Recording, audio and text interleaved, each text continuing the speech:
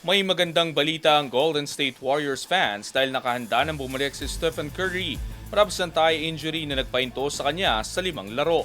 Target ngayon ng NBA star ang comeback laban sa Timberwolves sa Sabado.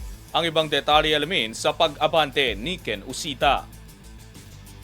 Inaasahan ng makakabalik si Golden State Warriors star Stephen Curry mula sa kanyang thigh contusion sa Sabado laban sa Minnesota Timberwolves. Ang 37 anyos na guard ay hindi nakalaro sa kanilang huling 5 laro matapos magtamo ng injury sa 104-100 na pagkatalo sa Houston Rockets noong November 27, Philippine time.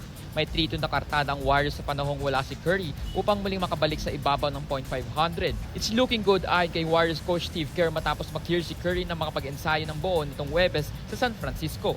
Natamo ni Curry ang injury matapos ng 2 banggaan sa ika-4 na quarter laban sa Rockets. Tinawagan siya ng blocking foul kay Amen Thompson ng Houston at kalaunan ay tinawagan din ng charge sa isang driving layup attempt.